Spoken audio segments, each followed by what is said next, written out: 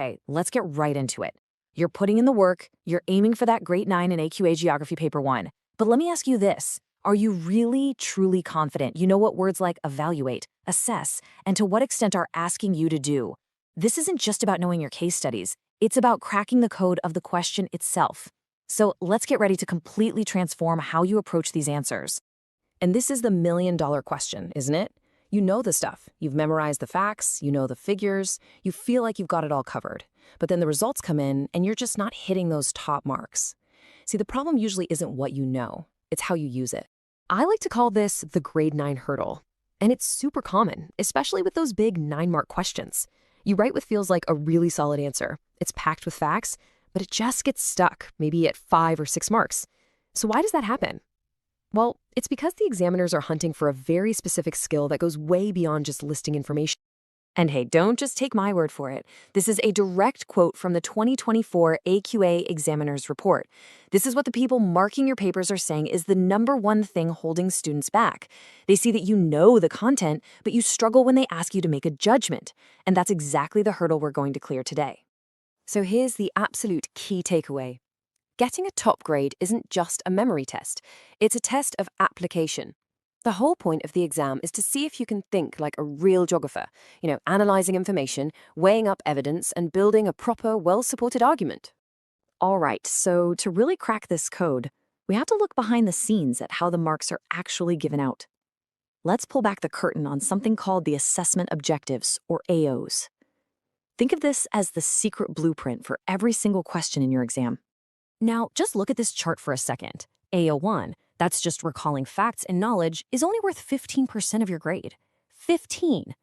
But then look over at AO3. That's your application, your judgment, and your evaluation. It's a whopping 35%. It is by far the biggest piece of the pie.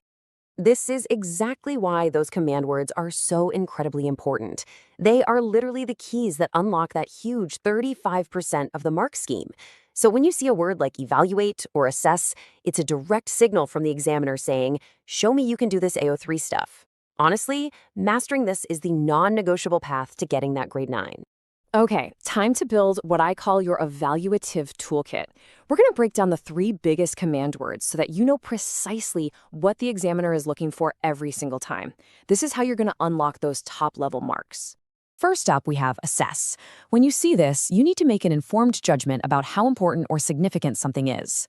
The best way to think about it is to picture a set of old-fashioned scales. You put your evidence for one side on the left, your evidence for the other side on the right, and then in your conclusion, you say which side is heavier and why. It's all about weighing it up.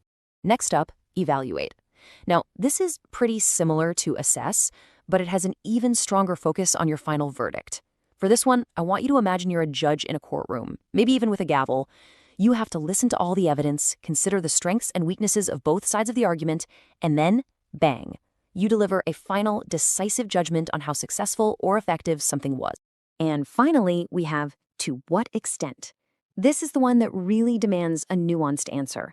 The examiners want you to place your judgment on a scale. You can't just say yes or no. You have to say something like, I agree to a large extent, or I only partially agree. You've got to define exactly where you stand, and then of course you have to back it up with solid evidence.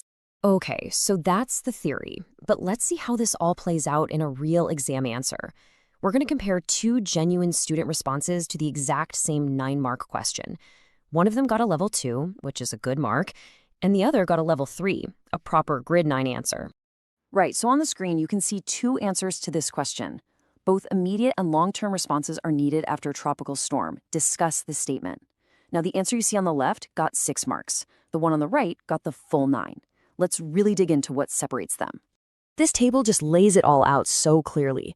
The level 2 answer, it's not bad. It states facts, it describes responses like repairing roads, but the level 3 answer is playing a completely different game. It doesn't just describe, it evaluates. It discusses the significance of those actions. And it uses super specific evidence detail, like actually naming the USS George Washington in Typhoon Haiyan to back up its points. It even brings in a counterargument saying aid can be slow. That balance, that depth, that's your top-level answer. And if you need any more proof, here it is, straight from the horse's mouth. This is the examiner's actual comment on that 9-mark answer. The best students use the information not just to repeat it, but as a springboard to launch into their own evaluation and interpretation. That right there is AO3 in action. Okay, let's wrap this all up into a simple, easy-to-remember plan. Here is your 5-step blueprint for success that you can use on any high-mark evaluative question that comes your way. It really is this simple. 1. The very first thing you do is spot that command word. 2. Before you even start writing, decide what your main argument is going to be. 3. Back up every single point with specific evidence from your case studies. 4. Make sure you weigh both sides of the argument. And finally, step 5, end with a clear, confident judgment that links all the way back to the original question. If you follow these 5 steps, you're building a level 3 answer every single time. So from now on, don't just revise your content, revise your technique. Grab a past paper, find one of those 9-mark questions that starts with assess, evaluate, or to what extent, and apply this blueprint. It's time to stop just knowing the geography and start using it to get the grade you really deserve. The only question left is, which one are you going to master first? Before you go, everything we've just covered is summed up in one simple guide.